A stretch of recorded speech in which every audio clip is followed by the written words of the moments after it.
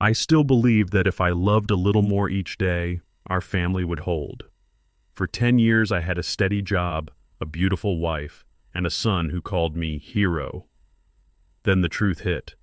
My own brother had been sleeping with her for years, and the child I raised might be his. They thought I'd stay quiet. I chose to expose them, publicly.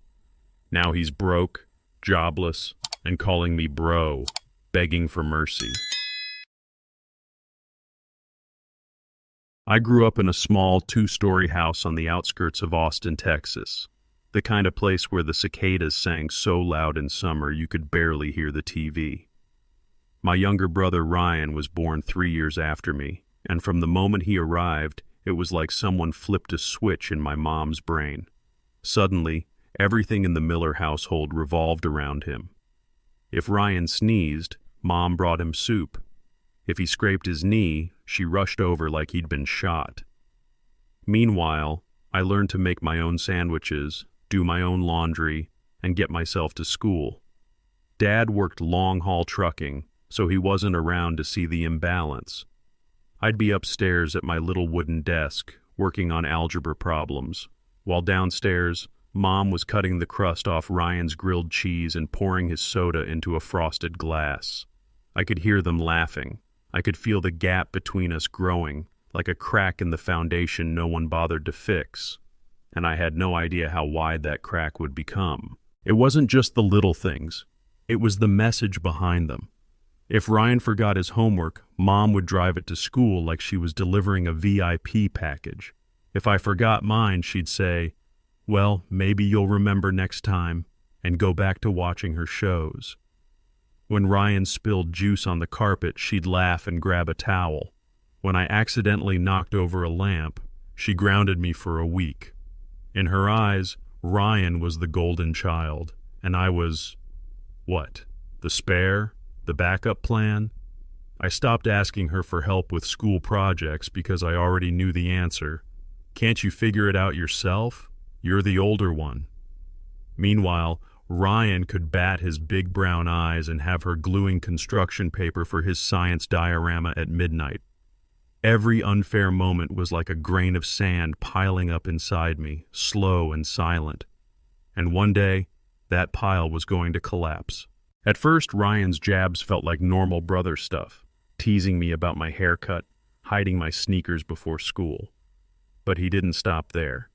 He got creative. He'd sneak into my room when I wasn't home, dig through my drawers, and leave things slightly out of place so I'd know he'd been there.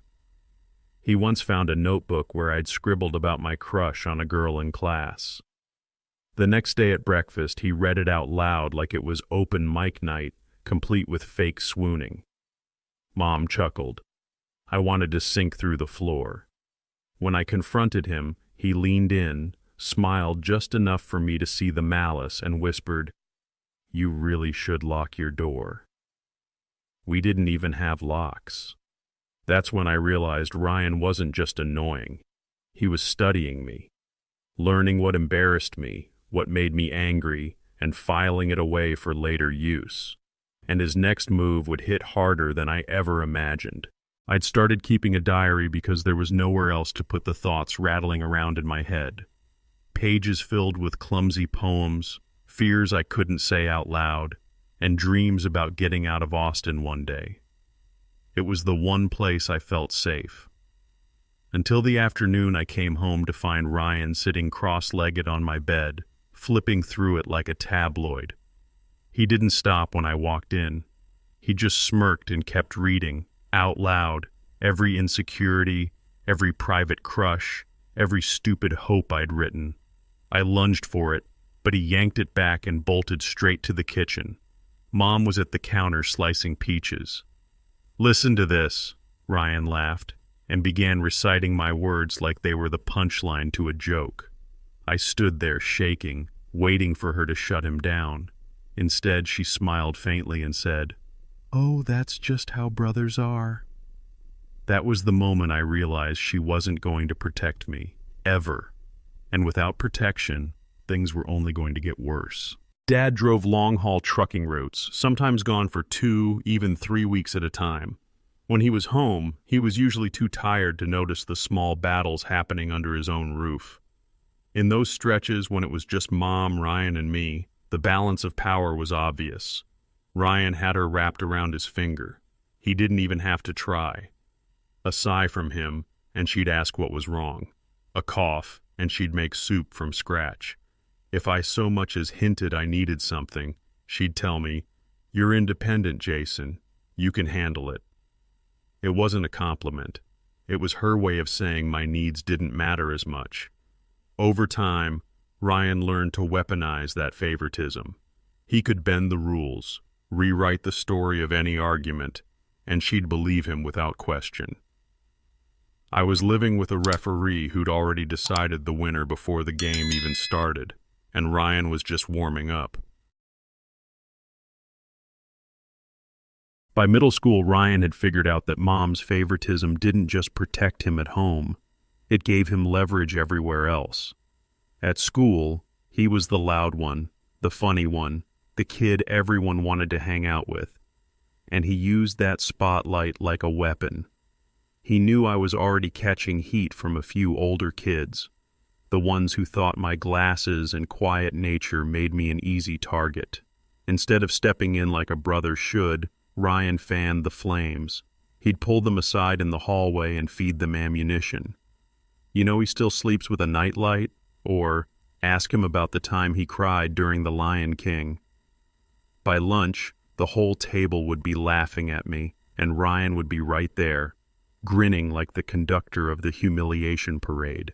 It wasn't enough for him to watch me struggle. He wanted to make sure the fire never went out. And one day, he'd throw gasoline on it. I can't even remember what started the argument that day. Probably something small like him taking my spot on the couch or stealing my last soda. But by the end, Ryan was standing in the doorway of my room, eyes cold, voice steady, and he said it. "Kill yourself." Just like that. No hesitation. No smirk this time. When I froze, thinking maybe I'd misheard, he doubled down. "Seriously, nobody would miss you. You're just taking up space in this family." I was 14, already dealing with feeling invisible at home, catching hell at school, and carrying around more loneliness than I knew what to do with. Hearing it from my own brother, the one person who should have had my back, didn't just sting. It cut through me in a way I can still feel. I didn't say a word, just sat there, staring at the floor, while he walked away like he'd just dropped off the mail. But he wasn't done breaking me, not even close. I was sitting at my desk one night, bent over a history assignment, the sound of my pencil scratching against the paper. I didn't even hear him come in. Suddenly there was a flicker of orange light in the corner of my eye, the sharp scent of butane. Ryan was standing behind me holding a lighter to the back of my head. Not close enough to touch, but close enough that I could feel the heat and hear the faint crackle of my hair singeing. I shot up so fast my chair toppled. "What the hell is wrong with you?" I yelled, heart pounding. He laughed, actually laughed, like it was the funniest thing in the world. Mom came in first. "Oh, relax, Jason. He was just playing around." Then Dad walked in. He'd just gotten home from a trip, still smelling like diesel and coffee. His eyes went from me to the lighter to Ryan, and something in his face hardened. "Enough," he said. And for the first time, I believed he meant it. The next morning, Dad pulled me aside while Mom was busy fussing over Ryan. We sat at the old picnic table in the backyard, the wood rough under my palms. He didn't sugarcoat it. "Ryan's becoming a bully," he said, "and it's not your fault." It was the first time anyone had ever said those words to me. It felt like something inside me cracked open, not in a bad way, but like a locked door finally giving way.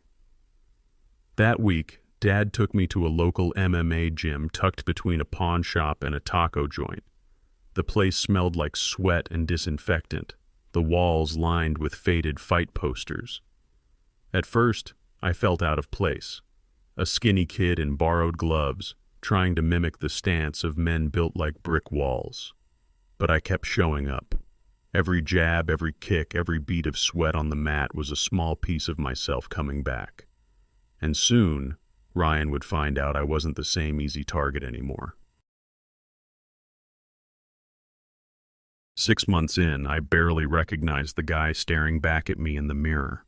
My shoulders had broadened, my arms were carved with muscle I'd never had before, and there was a steadiness in my eyes that had been missing for years. The skinny, hunched-over kid who used to avoid eye contact in the hallways was gone. In his place was someone who walked with his head up, someone who didn't flinch when people stared. Even my voice felt different, firmer, sharper. I started noticing the shift at home too. Ryan's insults didn't land the same way. He'd toss out his usual digs, but I'd just smile, knowing I could end the conversation with one well-placed punch if I wanted to. I didn't. Yet. And maybe that's what unnerved him most. I wasn't reacting like his punching bag anymore. I was waiting. And the day he stole from me, I stopped waiting. I'd been saving up for months, mowing lawns, hauling boxes for a neighbor's moving company, every dollar folded neatly into an envelope in my desk drawer. It was supposed to go toward my first used car. One Saturday afternoon, I opened the drawer and the envelope was gone. My stomach dropped. I didn't need a detective to know who'd taken it. I found Ryan out front, leaning against his friend's beat-up Mustang, laughing with a soda in one hand and my cash in the other. "Where's my money?" I asked. He smirked. "What are you gonna do? Run to daddy? Like the little loser you've always been?" Something in me clicked. All those hours in the gym, all the years of swallowing my anger, they came out in a single, perfect right hook. Ryan's head snapped back and he crumpled to the driveway, stunned. I reached into his pocket, pulled my money out, and walked away without another word. But that was just the first round. After that punch, something shifted between us.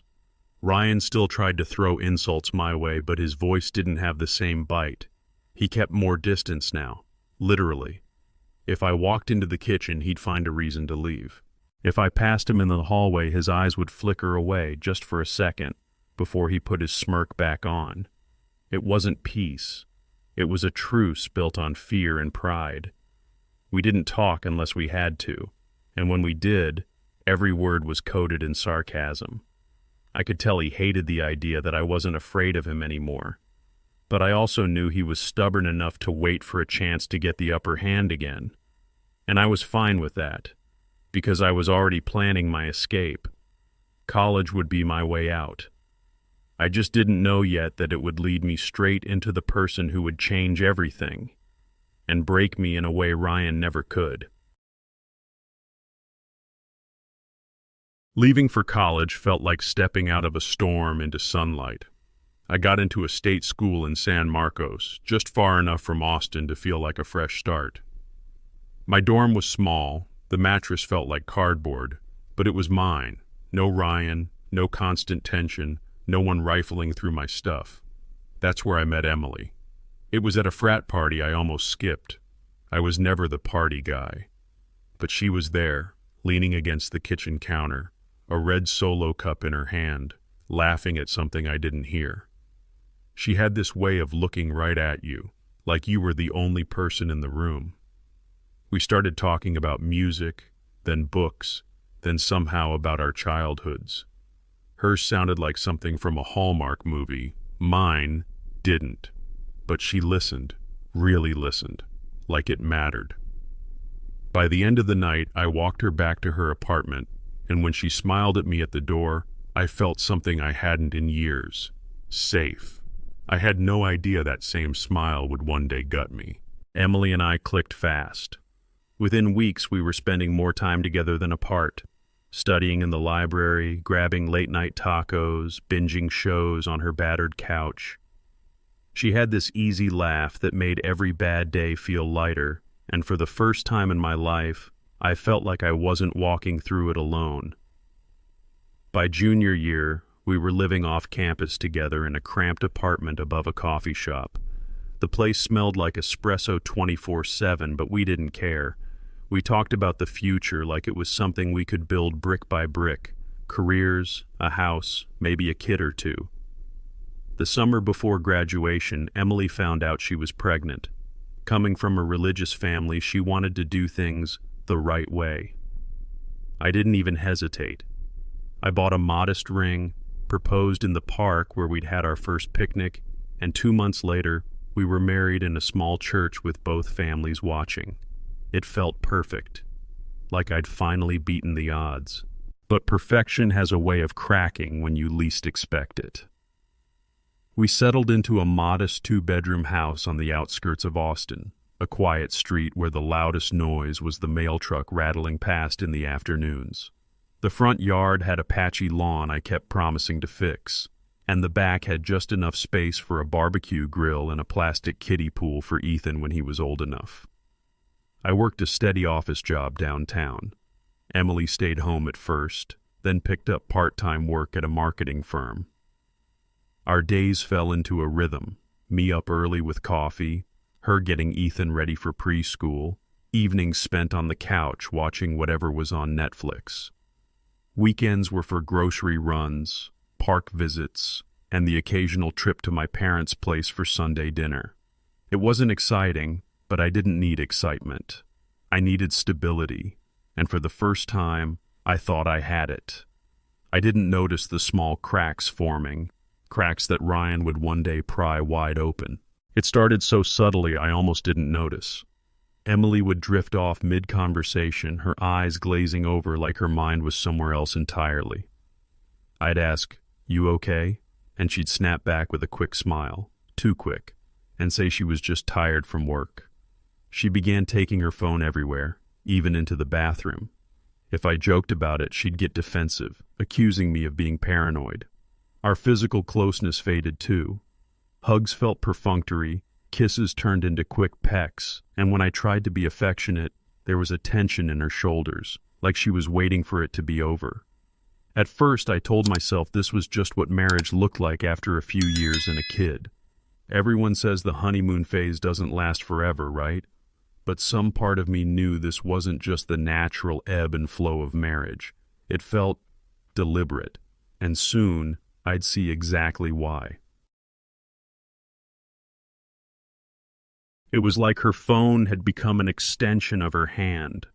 At dinner, it sat face down beside her plate, buzzing every so often, and she'd glance at it like she was weighing whether to answer. If I walked into the room unexpectedly, she'd lock the screen in one fluid motion and tuck it under her leg or into her pocket. I tried to brush it off, told myself maybe she was just talking to friends from work, maybe planning something for Ethan's birthday. But the more I noticed it, the harder it was to ignore. She even started charging it in the bathroom while she showered, door locked, steam rolling out when she finally emerged. One night, half asleep, I heard the faint tapping of keys beside me. I opened my eyes just enough to see her, illuminated by the blue glow of the screen, typing fast and biting her lip. When she realized I was stirring, she clicked it off and turned away. And that's when the coincidences with Ryan began. Emily started working late more often, claiming her firm had taken on big clients with impossible deadlines. I didn't question it. Extra income sounded good, and she'd always been ambitious about her career. But her late nights lined up suspiciously well with evenings when Ryan was suddenly hard to reach. At family BBQs, I began catching moments I couldn't explain. I'd be at the grill with Dad, flipping burgers, and glance over to see Emily and Ryan talking in the far corner of the yard. Not casual chatter, leaning in close, heads almost touching, their voices low and urgent. The second I walked over, the conversation would stop. Emily would smile like nothing had happened. Ryan would crack a joke, and the moment would dissolve into normal family noise. I told myself maybe she was just trying to be friendly, maybe even help repair the strained relationship between me and my brother. But then Lucy overheard something that shattered that illusion. It was my cousin Lucy who finally broke the seal. She called me one afternoon, her voice tight, and asked if we could meet for lunch. We'd grown up close, but as adults we mostly saw each other at holidays. So when she said, "It's important," I knew it wasn't about catching up. We met at a small diner downtown, the kind with cracked vinyl booths and coffee that's more burnt than brewed. Lucy kept fidgeting with her mug, eyes darting everywhere but at me. Finally, she said, "I overheard something at the last barbecue, between Emily and Ryan." She'd gone inside to use the bathroom, passing through the kitchen when she heard their voices, low but tense. Emily's tone was sharp, almost panicked. Lucy swore she heard her say, "What if he's yours? What if they find out?" The words hit me like a gut punch. There was only one he she could mean, and the next thought in my head was worse than anything I'd imagined. What if he's yours? Lucy's words replayed in my head like a bad song on repeat. At first, I wanted to believe there was some innocent explanation. Maybe they were talking about a pet or some distant family member. But deep down, I knew exactly who Emily meant. Ethan. My son. I felt the air leave my lungs. Every memory of holding him, teaching him to ride his bike, reading him bedtime stories, it all suddenly felt fragile, like it could be ripped away by a single DNA test. Lucy swore she hadn't meant to eavesdrop, but she couldn't unhear what she'd heard. "I didn't want to tell you," she said, "but I couldn't live with myself if I stayed quiet." I nodded, pretending to be calm, but inside, my mind was spinning. If what she heard was true, then Emily's late nights weren't just about betrayal. They were about rewriting my entire life without me knowing. That night, after Emily and Ethan were asleep, I sat at the kitchen table with my laptop, a legal pad, and a pit in my stomach. I wasn't going to accuse anyone without proof. If there was a truth here, I needed it in black and white.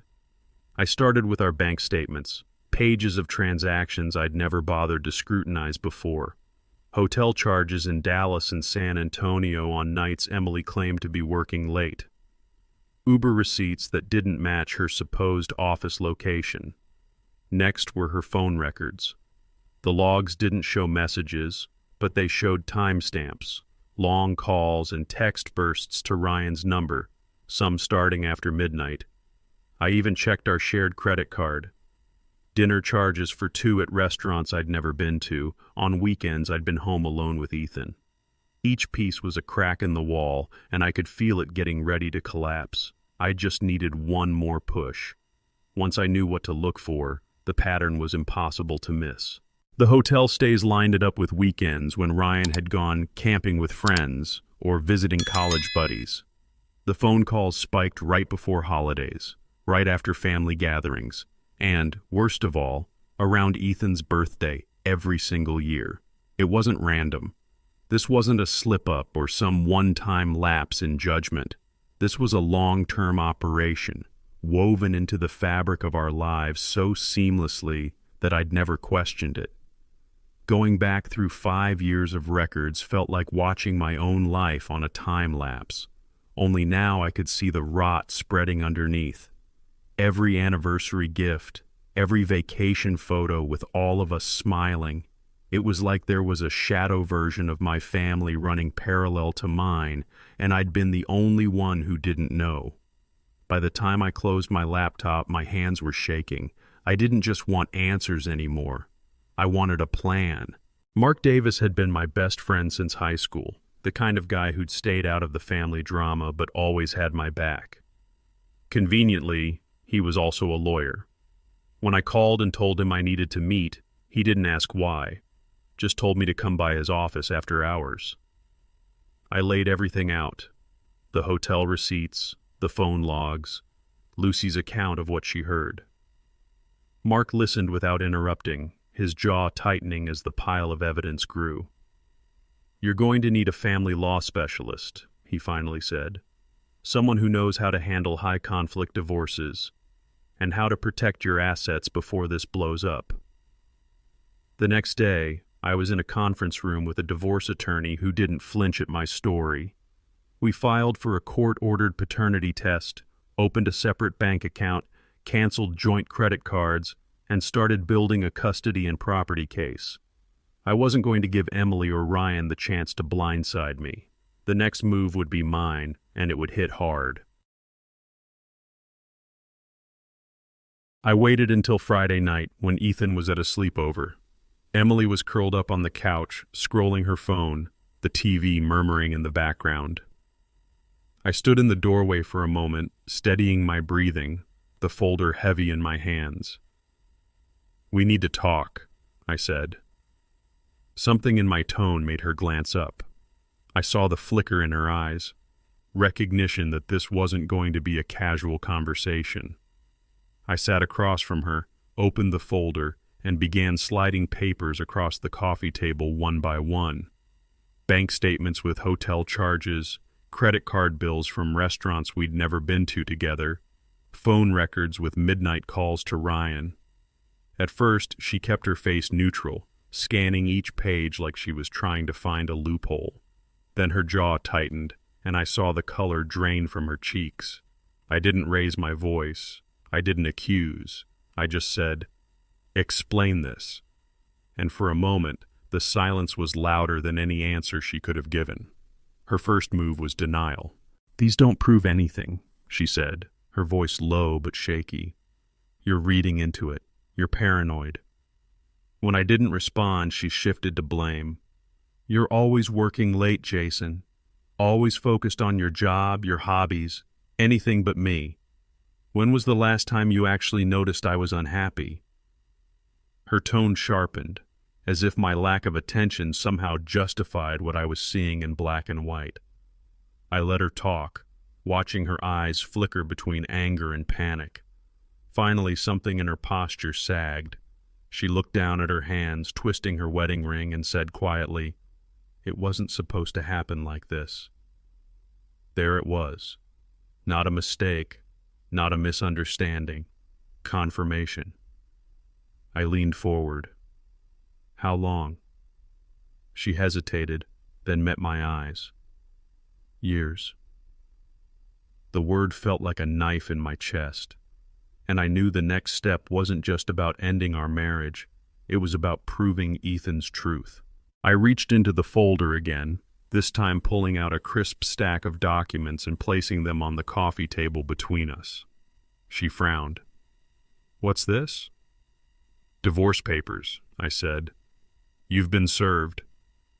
Her eyes widened, but before she could speak, I set another envelope beside them. "And this is a court order for a paternity test. We're going to find out the truth about Ethan, once and for all." She stared at me like I'd just spoken a foreign language. "You can't be serious," she whispered. I stood up. "Dead serious. You've been lying to me for years. I'm done living in your version of reality." Her voice cracked. "Jason, if you love Ethan—" "I love my son," I cut in. "But I need to know if he's mine." The silence that followed was heavy enough to choke on, because once those results came in, there'd be no going back for any of us. The envelope came by certified mail, the kind you have to sign for. My hands shook as I carried it into the kitchen, the weight of it far heavier than a few sheets of paper should ever be. I sat down, stared at my name printed on the label, and took a deep breath before tearing it open. It didn't take long to find the line that mattered. Probability of paternity, 0%. For a moment, the world went quiet. My ears rang, my vision tunneled. Every bedtime story, every scraped knee I'd bandaged, every time Ethan had called me Dad, they all flashed through my mind, twisted now into something that felt like a cruel joke. The truth was final. Ethan wasn't my son. He was Ryan's. I thought I'd prepared myself for this moment. I hadn't. And I knew exactly who needed to hear it first. My parents. I drove straight to my parents' house, the test results still in my hand. Mom and Dad were at the kitchen table sipping coffee like it was any other afternoon. I told them to sit tight, then pulled out my phone. "I want you both to hear this," I said, hitting the speaker button as I dialed Ryan. He answered on the third ring, his usual cocky tone in full force.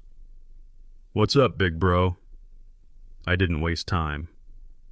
"I know about you and Emily," I said. "I have proof, and now I know Ethan is yours." There was a pause, long enough for my parents to exchange a glance, before Ryan scoffed. "Look, it's not my fault if she came to me. You were boring, man. She wanted someone who could actually make her feel alive." I looked at my parents. Dad's jaw tightened. Mom went pale. Ryan kept talking, digging himself deeper with every word. "She told me she wished she'd met me first. You were just safe." And just like that, the golden child's mask shattered. Dad didn't raise his voice, but the steel in it was enough to make the room feel colder. "What you've done isn't just a betrayal of your brother," he said into the phone. "It's a betrayal of this entire family. I raised you to value loyalty, respect, and decency. You've shown none of it." Ryan tried to laugh it off. "Come on, Dad, don't be dramatic." "I'm done," Dad interrupted, his voice sharp enough to slice through the air. "Starting today, I'm cutting you off. No more tuition payments, no more help with rent, no more safety net. You want to live like an adult? Figure it out without my money." There was a beat of silence, then Ryan's tone shifted, anger laced with panic. "You can't do that. I'm your son too." "You made your choice," Dad said, and hung up. I'd never seen Ryan lose control before, but I was about to. After Dad hung up, I could hear Ryan's muffled shouting through the speaker before the call finally dropped. I knew that tone. It wasn't just anger, it was panic. For the first time in his life, Ryan didn't have the family's safety net to catch him. Over the next few days, I started hearing things through the grapevine. He'd called Mom repeatedly, begging her to talk Dad into changing his mind. She wouldn't. Old friends told me he'd shown up at parties looking wrecked, ranting about how I'd ruined his life. Even on social media, his posts shifted from cocky to desperate, fishing for sympathy that wasn't coming. It was like watching a king get stripped of his crown in real time, only this king had no kingdom, no allies, and no plan. I figured he'd eventually crawl into a hole and lick his wounds. I was wrong, because the next time I saw him, he was standing on my front porch, eyes wild. It was just after sunset when my security camera pinged. The screen showed Ryan pacing on my porch, hands flying as he muttered to himself. His hair was a mess, his face red. I almost didn't answer the door, but part of me knew this confrontation was coming. Better to face it on my terms. The second I opened it, he got in my face. "You piece of shit," he spat. "You ruined everything. Mom and Dad cut me off because you couldn't handle your own wife. You had to go crying to them like the pathetic loser you've always been." I told him to leave. He smirked, leaning in closer. "Emily never loved you, man.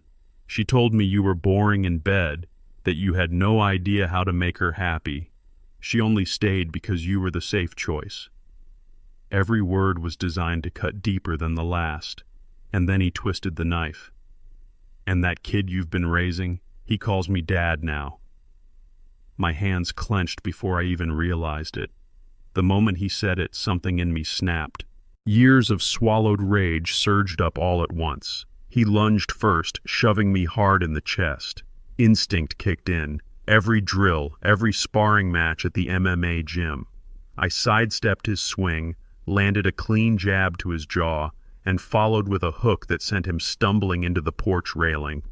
He charged again, sloppy and wild, and I caught him in a clinch, driving my knee up into his midsection before shoving him back.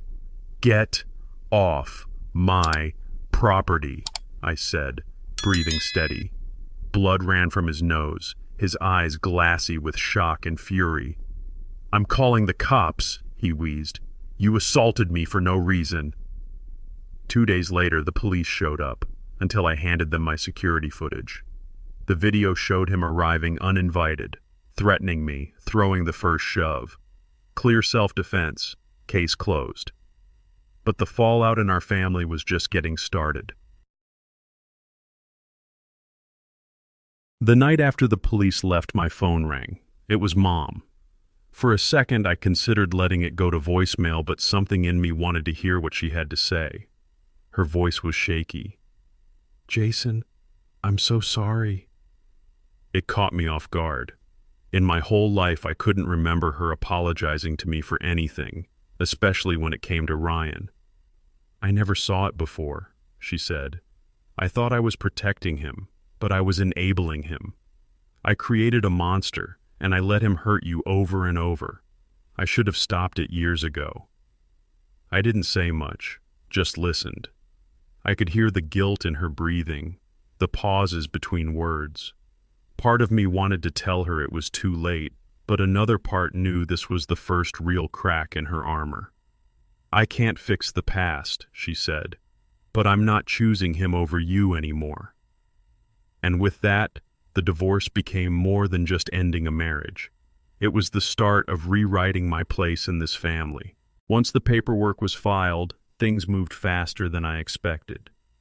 Texas is an at-fault state, and with the affair documented in black and white, my attorney said we had leverage. Emily's lawyer must have known it too, because there were no long battles, no drawn-out negotiations. Within 4 months, the divorce was final. I kept the house, my retirement accounts, and most of our joint savings. Emily walked away with her personal belongings and whatever she could fit into Ryan's beat-up sedan. When I turned the key in the front door after the final court date, the house felt different. The air was lighter. No more glancing at her empty side of the bed and wondering where she was. No more pretending during family dinners. It was mine now. Every room, every wall. And for the first time, I could decide exactly what and who belonged inside it. But as I was settling into my new normal, karma was just starting to work on Ryan and Emily. It didn't take long for the news to get around. Emily and Ryan had moved into a cramped second-floor apartment on the rougher side of town. The kind of place where the walls are thin, the neighbors are loud, and the parking lot always has at least one car up on cinder blocks. Gone were the days of weekend brunches and holiday trips paid for by Dad. Now it was shared bills, overdue notices, and arguments that leaked through the paper-thin walls. Friends told me they'd seen them at the grocery store, counting change at the register. Emily had gone from a comfortable home in the suburbs to living with a man who'd never had to take care of anyone but himself. Ryan's charm didn't pay rent, and his smugness didn't keep the lights on. I wasn't watching with pity. I was watching with the quiet satisfaction of someone who knew exactly how they'd gotten there. And then Dad decided to make their future even bleaker. 2 weeks after the divorce was finalized, Dad called me over to his house. We sat in his study, the heavy oak desk between us, the smell of his aftershave lingering in the air. "I've been thinking about the future," he said, sliding a folder across to me. "After what Ryan's done, I can't justify leaving him anything significant." Inside were the updated will documents, the house, the investment portfolio, the retirement accounts, roughly $1 million in total, were all being left to me. Ryan would get exactly $100, just enough to make the change legally airtight. I stared at the pages, the numbers, the sheer magnitude of what he was handing me. "Are you sure about this?" I asked. Dad's eyes didn't waver. "Absolutely. You've earned my trust." he squandered his. It was the kind of shift Ryan could never have imagined, and somehow I knew he'd find out sooner rather than later. It didn't take long. A week after Dad updated the will, my phone lit up with Ryan's name. For a second, I considered ignoring it, but curiosity won. "Look, I know we've had our differences," he started, trying for a calm tone that didn't quite hide the strain in his voice. "College is expensive. Emily's on me about child support. I can't find decent work. Maybe you could talk to Mom and Dad, get them to reconsider?" I laughed, actually laughed. "Family should stick together, right?" he added, like it was the magic phrase that would undo everything.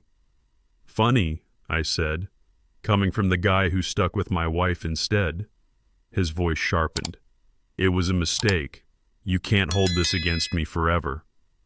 "Ryan," I said evenly, "you made your choice. Now live with it. Don't call me again." For the first time in my life, I heard him break, his voice cracking into something that almost sounded like regret. Almost. Word got around quickly. Ryan dropped out of college halfway through the semester, couldn't afford tuition without Dad's money. The golden child was now hauling lumber on a construction site in the Texas summer heat, clocking 12-hour days just to keep up with child support. Friends told me they'd see him in the mornings, slumped over a gas station coffee, clothes stained with drywall dust. Emily looked just as worn down, juggling shifts and pushing a cart full of off-brand groceries. There were no more flashy Instagram posts, no photos of vacations or big nights out. Just silence. The kind that comes when reality has ground you down to the bone. I didn't check in, didn't reach out. This was the life they'd built for themselves, brick by brick, lie by lie. And mine was finally free of them. For the first time in my life, I wake up in a quiet house and feel calm. No walking on eggshells, no glancing over my shoulder, no pretending that the people closest to me aren't sharpening knives behind my back. I've rebuilt this place to be mine, every wall a reminder that I survived. My relationship with Dad is stronger than ever. Mom sees me for who I really am, and my future is no longer tethered to people who thrived on tearing me down. Sometimes I still think about Ethan, about the years I believed I was his father. I hope he grows up to be better than the two people who brought him into this mess. But as for Ryan and Emily, they're just names in a chapter I've closed. For the first time in my life, I'm at peace. Sometimes karma works faster than you think, and when it hits hard. If you've ever been betrayed by family, you know, justice isn't always in a courtroom. Sometimes it's just letting the story play out.